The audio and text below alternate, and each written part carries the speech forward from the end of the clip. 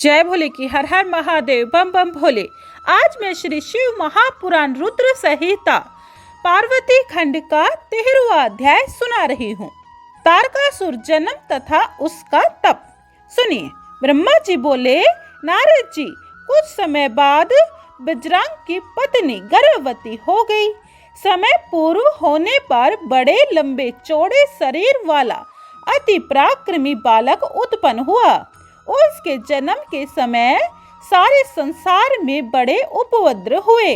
भयंकर गर्जना के साथ बिजलियां गिरने लगी, भूकंप आने लगे, पहाड़ कांपने लगे, नदी सरोवर आदि का जल उछलने लगा। बड़े जोर की आंधी हुकार शब्द करते हुए चल पड़ी। सूर्य को राहु का ग्रास हुआ इत्यादि अनेकों उपद्रव होने लगे। कश्यप ऋषि ने उसका तारक नाम रखा। वह तारकासुर अत्यंत शीघ्रता के साथ बजरंग के घर पलने लगा। थोड़े ही काल में वह पर्वत जैसे आकार वाला होकर माता से तप करने की आज्ञा मांगने लगा। तब प्रसन्न होकर माता ने उसे आशीर्वाद देकर आज्ञा दे दी। तब मन में देवताओं को जीतने की अभिलाषा रखकर गुरु जी के कहने के अनुसार मधुवन में चला गया और वहां ब्रह्मा जी को प्रसन्न करने के लिए कठोर तप करने लगा। उसने हाथों को ऊंचा कर लिया और सृष्टि ऊपर की ओर कर ली।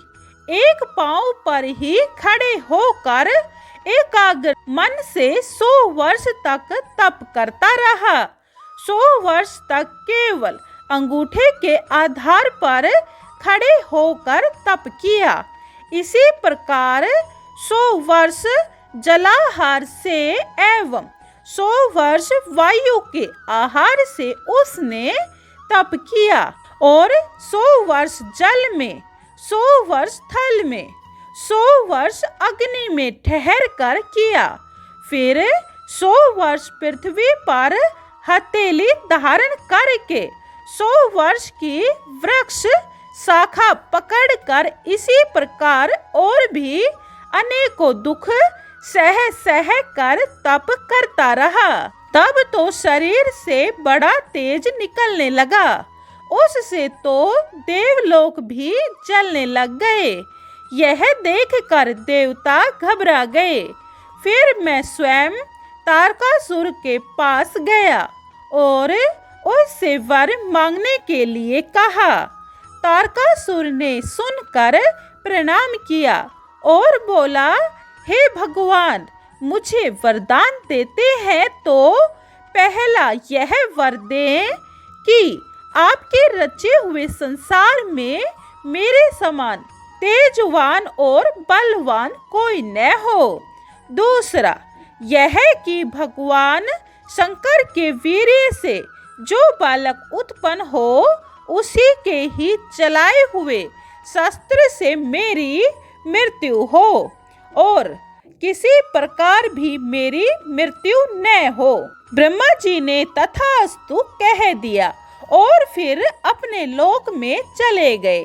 तब तो वह तारकासुर अत्यंत प्रसन्न हुआ।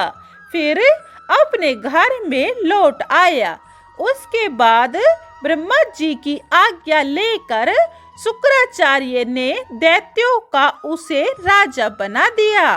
तब तो तारकासुर की उन्नति होने लगी। तीनों लोकों का राजा बनने की चाहना से सबको दंड देता हुआ देवताओं को भी पीड़ित करने लगा।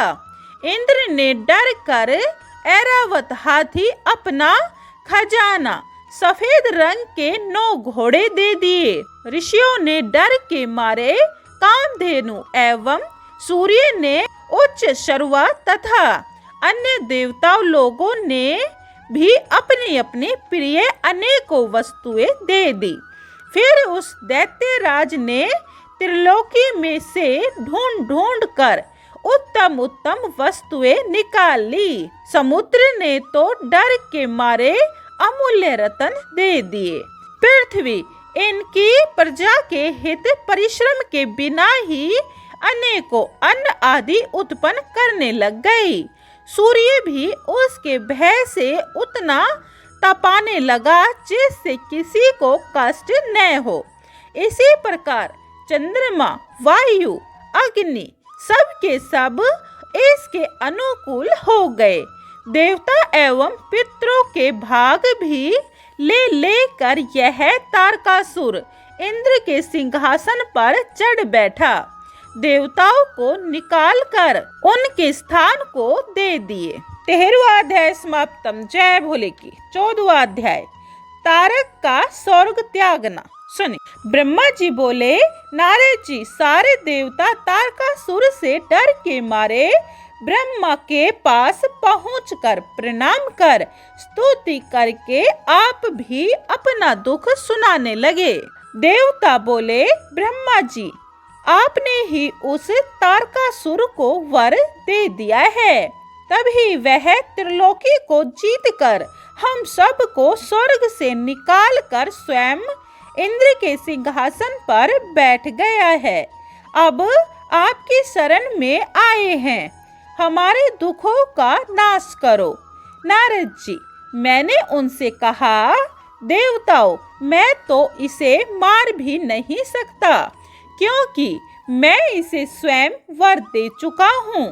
किंतु यह विष वृक्ष की भांति समय आने पर स्वयं मर जाएगा। इस तारक को तो विष्णु जी या स्वयं शिव जी भी नहीं मार सकते। हाँ, यदि भगवान रुद्र के वीर्य से पुत्र जन्म हो, वही इसे मारने में समर्थ होगा। इसके लिए मैं एक उपाय कहता हूँ। दक्ष पुत्री सती जब हिमाचल के मैना के गर्भ से उत्पन्न हो चुकी है, उसका विवाह भगवान रुद्र से होगा और उसके द्वारा ही पुत्र प्राप्ति होगी, वही इसे मारेगा। अब तुम भगवान रुद्र के साथ पार्वती का विवाह कराने की चेष्टा करो, और अब मैं तो स्वयं तारकासुर के पास जाकर उसे समझाता हूँ, जिससे वह तुम्हें अपने अपने स्थान दे दे।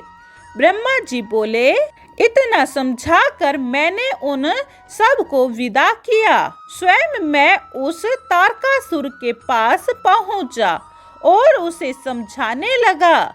मैंने कहा, पुत्र, मैंने तुमको इसीलिए वर नहीं दिए थे कि तुम अपनी सीमा से भी पार हो जाओगे। यह स्वर्ग तो देवताओं का है, इस पर तुम्हारा राज्य करने का अधिकार नहीं। तुम तो इसे शीघ्र ही छोड़कर पृथ्वी पर राज्य करो, नहीं तो दुख पाओगे। नारद जी, इस प्रकार मैं उसे समझाकर अपने लोक में चला गया। तारकासुर ने भी स्वर्ग छोड़ दिया, पृथ्वी पर आकर शोणित नगर में राज्य करने लगा। देवता मेरी आज्ञा से इंद्र के साथ स्वर्ग में चले गए। 14वां अध्याय समाप्तम। जय भोले की। 15वां अध्याय कामदेव का शिव के समीप गमन। सुनिए। ब्रह्मा जी बोले, नारद जी, स्वर्ग में सब देवता मिलकर सलाह करने लगे कि किस प्रकार से भगवान रुद्र काम से युक्त होकर सती देवी से विवाह करे। शिव में काम उत्पत्ति के लिए कामदेव को स्मरण किया।